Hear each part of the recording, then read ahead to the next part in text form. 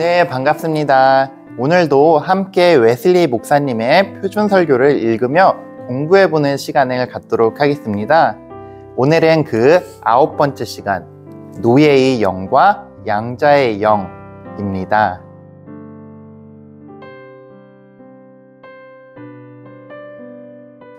오늘의 설교 본문은 로마서 8장 15절의 말씀인 너희는 다시 무서워하는 종의 영을 받지 아니하고 양자의 영을 받았으므로 우리가 아빠 아버지라고 부르짖느니라. 아멘. 이 말씀을 중심으로 오늘 웨슬리 목사님께서는 인간의 상태를 나누어서 우리에게 설명을 하십니다. 웨슬리 목사님께서는 인간의 상태를 총 3가지 상태로 나누는데요. 첫 번째는 자연인, 두 번째는 율법 아래에 있는 사람, 그리고 마지막은 은혜 아래 있는 사람입니다. 앞에 나온 로마서 8장 15절의 말씀을 통해서 볼 때 종의 영을 받은 사람은 율법 아래에 있는 사람, 그리고 양자의 영을 받은 사람은 은혜 아래에 있는 자라고 할 수 있을 것입니다. 그리고 이 로마서 말씀엔 나와 있진 않지만 최초의 인간의 상태를 자연인의 상태로 이렇게 나누어서 말씀해 주십니다. 먼저 웨슬리 목사님께서는 자연인에 대해 말씀하시는데요. 이들은 잠자는 자라고 말씀하십니다. 이들은 잠자는 자여 일어나라 라는 그런 주님의 음성이 필요한 이들입니다. 이들에게는 무지와 착각이 가득합니다. 그래서 선과 악을 구분하지도 못하는 상태라고 말합니다. 이 자연인은 하나님을 모르는 무지한 상태, 혹은 자신에 대해 모르는 무지한 상태에 빠져 있다고 설명하시는데요. 먼저 하나님을 모르는 무지한 상태에서는 하나님이 무조건 자비롭다고 착각하는 상태가 있다고 말씀하시는데요. 마치 하나님이 없는 것처럼 자유롭게, 아니 마음대로 살아간다고 말씀하십니다.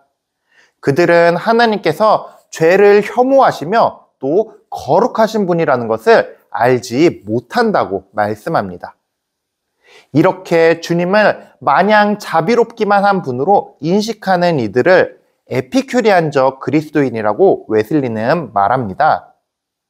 또 하나님에 대해 무지한 다른 경우도 있다고 하는데요. 율법을 모두 따르기만 한다면 충분하다고 생각하는 이들을 말하는데요. 그들은 마음이 아닌 행동으로만 예수님을 쫓는 이들입니다. 하나님께서는 우리의 외적인 것을 넘어 우리의 내면을 보신다는 것을 알지 못하는 이들입니다. 웨슬리 목사님께서는 이들을 율법주의자들이라고 말씀하십니다. 그리고 아까 말씀드린 것처럼 하나님에 대한 무지 말고 자기 자신에 대한 착각에 빠진 이들이 있는데요. 고등교육을 받은 근대의 지식인들이 여기에 속한다고 할 수 있다고 말씀하십니다. 이들을 교양인이라고 일컫는데요. 이들은 자기 스스로 선해질 수 있다고 믿는 사람들입니다. 자연과학과 사회과학이 발달하며 이들은 스스로 윤리적이고 선해질 가능성이 있다고 믿는 사람들이죠. 실제로 당시 유럽에서는 인간의 이성, 인간의 정신이 무엇이든 해낼 수 있을 것이라는 희망이 가득했던 시기였습니다. 과학이나 학문의 발달, 또 철학과 사상들이 폭발적으로 성장했던 시기였기 때문인데요. 그래서 인간의 의지, 인간의 자유의지나 인간의 이성이 도덕적으로 완전을 향해 나아갈 수 있다는 믿음이 있었습니다. 이러한 믿음들은 1900년대까지 지속됩니다. 하지만 이 믿음이 깨어진 계기는 바로 세계대전이었습니다. 인간이 그토록 발전시킨 자신의 문명과 이성과 철학과 과학들이 그토록 사악해질 수 있다는 것을 깨닫고 나서 이들은 좌절하게 되는데요. 웨슬리 목사님께서는 그러한 세계대전을 겪기 전에 미리 이것을 알고 계셨던 것 같습니다. 그래서 인간이 스스로의 힘으로 완전해질 수 있다는 이 믿음은 스스로를 잘못 판단한 착각이라고 말씀하신 것입니다. 자신에 대해 무지한 또 다른 경우는 자신의 정신이 완전히 자유롭다고 착각하는 경우인데요. 우리는 우리 스스로 자유로운 존재라고 착각하지만 사실은 그렇지 못합니다. 우리의 정신, 우리의 마음은 몸에 어느 정도 종속되어 있습니다. 때로는 우리가 정욕에 이끌려 육체적 욕망에 끌려 살아갈 때가 있는 것을 보면 우리는 쉽게 알 수 있겠죠. 예를 들면 당이 떨어진다는 표현이 있는데요. 우리의 몸에 당이 조금만 떨어져도 우리의 의욕이 없어지고 또 신경질적으로 변하는 것을 알게 됩니다. 이러한 것들을 본다면 우리의 정신은 마냥 자유로운 상태는 아닌 것이 분명합니다.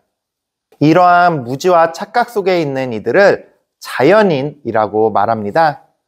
자연인은 하나님에 관해 혹은 자기 자신에 관해 무지와 착각 속에 살게 됩니다.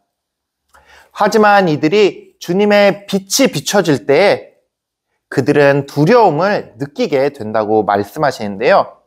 이 한 사람은 성령님의 놀라운 역사하심이나 또는 말씀을 통해서 하나님의 빛에 노출되고 맙니다. 이 빛은 우리의 모든 죄를 드러내 버립니다. 그리고 이 자연인은 이제 자신이 죄인이라는 것을 자각하게 됩니다.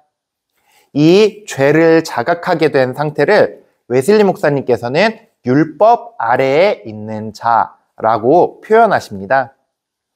이 율법 아래에 있는 자의 첫 번째 상태는 바로 이렇게 죄를 자각하고 깨닫는 상태입니다. 하나님의 정의는 어떠한 검보다 날카롭고 죄의 삭은 사망이라는 것, 이러한 죄의 무서움을 알게 됩니다. 자신의 영혼을 뒤덮고 있는 그 죄가 바로 자신의 근원이라는 것을 깨닫게 됩니다. 스스로가 죄인임을 알게 되며 그 두려움 속에 빠지게 되는 것을 말하는데요. 이 율법 아래에 있는 자의 그 다음 상태는 이 죄로부터 탈출하기 위해 투쟁을 시작하게 된다는 것입니다. 힘을 다해 싸우기 시작합니다. 죄를 저지르지 않기 위해 노력합니다.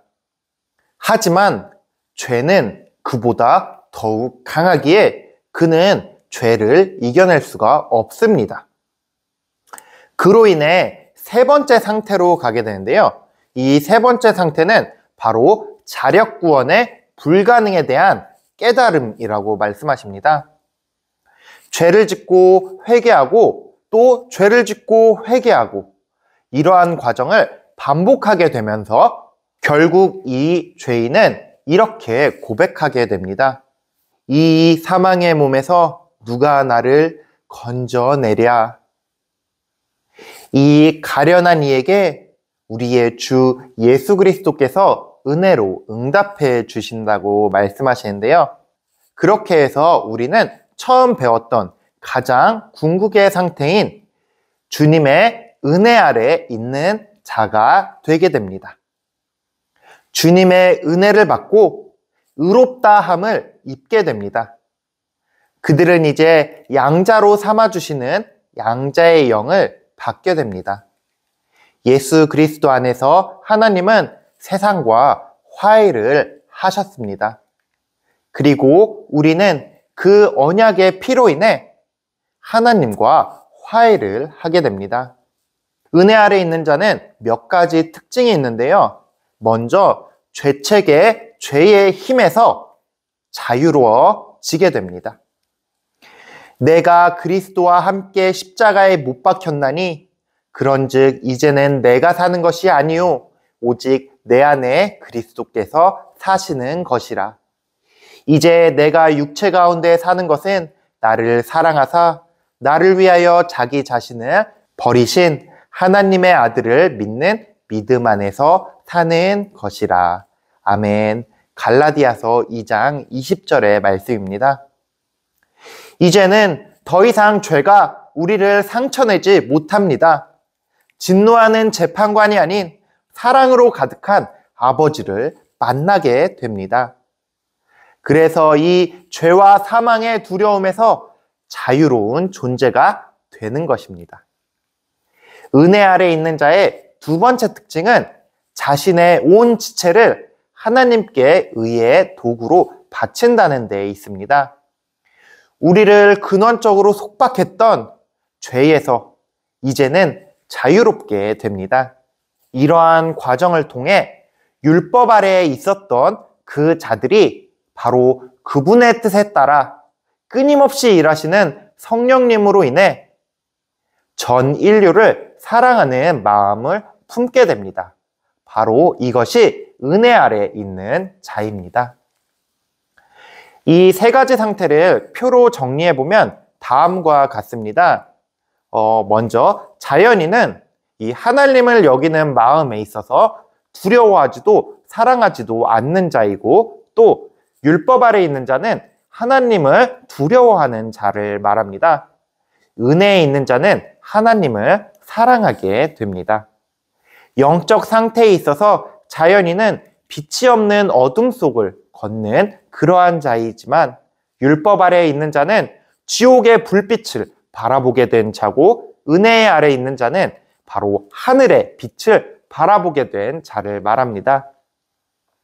마음속의 평화도 마음속의 평화의 경우, 자연인의 경우에는 거짓된 평화 속에, 율법 아래에 있는 자들은 평화가 없으며 은혜 아래에 있는 자들이야말로 참된 평화를 누리게 되는 것을 말합니다. 자유의 상태에서도 마찬가지입니다. 자연인은 그것이 자유라고 착각하고 있는 망상적 자유 안에 있지만, 율법 아래에 있는 자는 죄에 대해 노예의 속박을 받게 되고, 은혜 아래에 있는 자는 이제는 참된 자유로 나아가게 되는 것입니다. 죄의 상태에 있어서 자연인은 의도적으로 죄를 짓고, 또 율법 아래에 있는 자는 의도는 없지만 죄를 짓고, 은혜 아래에 있는 자는 죄를 짓지 않게 된다는 것입니다. 웨슬리 목사님께서는 이렇게 말씀을 정리하시고 설교의 말미에 몇 가지 테스트를 제안하시는데요. 그 시험들을 통해 내가 지금 어떤 상태에 있는지, 믿음 안에 있는지 아닌지를 파악해 보자고 말씀하십니다. 먼저 첫 번째 테스트는 자신의 영혼의 지배 원리를 확인하는 것이라고 하시는데요. 내가 현재 세상적인 것, 예를 들면 쾌락, 소유, 명성에 의해 지배받는 사람인지, 죄에 대해 두려운 마음에 지배받는 사람인지, 아니면 하나님의 사랑에 지배받는 사람인지 점검해 보는 것입니다. 두 번째 테스트는 자신의 죄와 또 그 죄에 대한 의도를 확인하는 것인데요. 만약 우리가 현재 죄를 짓고 있다면 그것은 마귀의 지배를 받는 중인 자연인의 상태라고 말씀하십니다. 심지어 의도적으로 죄를 짓고 있다면 마귀의 충실한 종이라고까지 말씀하십니다. 하지만 의도는 없지만 의도와 달리 죄를 계속 짓고 있다면 그것은 하나님께서 곧 당신을 구원해 주실 율법 아래 있는 자의 상태인 것입니다. 그리고 만약 여러분이 죄를 짓고 있지 않다면 당신은 하나님의 자녀라고 말씀하십니다. 우리가 아직 싸우고 있으나 정복하지 못한 율법 아래 있는 상태라면, 혹은 혼재된 상태라면 계속해서 그 길을 가시길 바란다고 웨슬리 목사님은 말씀하십니다. 주님을 만나 그 영광스러운 자리에서, 그 자유 속에서 굳게 서게 될 것이라고 웨슬리 목사님은 말씀하십니다. 세 번째는 테스트긴 한데 조금 다른 생각해 볼 점을 알려주시는데요. 자신의 영적 상태를 정확히 파악해 보라는 권고를 하십니다. 간혹 이렇게 자연인과 율법 아래 그리고 은혜 아래 있는 자들은 뒤섞여 있을 때가 있습니다. 자연인과 율법 아래 어딘가, 율법 아래, 은혜 아래 어딘가에 이 혼재된 상황 속에 우리가 처할 때가 있다고 말씀하십니다. 그럴 때 우리는 우리를 더 나은 상태에 있다고 착각하는 경우가 많다고 말씀하시는데요. 이러한 착각은 우리 가운데 종종 일어나는 일입니다. 우리가 선행을 실천하며 또는 경건해 보이는 행위, 기도 생활, 헌신 등을 한다고 할지라도 만약 그 속에 양자의 영이 없다면, 하나님을 아바, 아버지로 부르지 못한다면 그는 온전히 은혜 아래에 있는 자가 아니라는 것입니다. 참된 믿음을 갖게 된다면 그때부터는 우리는 온전히 은혜에 있는 자가 될 것입니다. 웨슬리 목사님께서는 이렇게 말씀하시며 설교를 마무리하시는데요. 그리스도로 인한 용서와 평화, 그리고 성령의 사역 안에서 하나님의 높은 부르심, 하나님의 선하시고 기뻐하시고 온전하신 뜻이 누군가의 안에서 이루어졌다면 그가 바로 거룩한 산 제물입니다. 지금 여러분을 하나님이 기뻐하시는 거룩한 산 제물로 드리십시오. 네, 오늘은 조금은 어려운 내용들을 함께 나누었는데요. 우리 한 명 한 명의 존재가 하나님을 모르는 자연인의 상태에서 죄를 깨닫고 죄를 두려워하다가 하나님을 만나고 성화되는 이 변화의 과정을 살펴보았습니다. 웨슬리 목사님께서 설명하신 이 노예의 영과 양자의 영, 이 설교를 떠올리시며 다음에 몇 가지 질문을 함께 살펴보면 좋을 것 같은데요.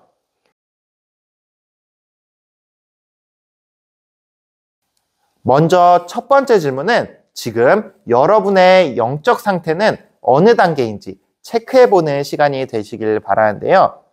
웨슬리 목사님께서는 앞에 나온 두 가지 테스트를 통해 이것을 확인할 수 있다고 말씀하십니다. 앞에 보여드렸던 이 표를 참고하시며 나의 영적 상태가 지금 어디에 있는지 확인하고 점검해보는 시간 되시길 바랍니다.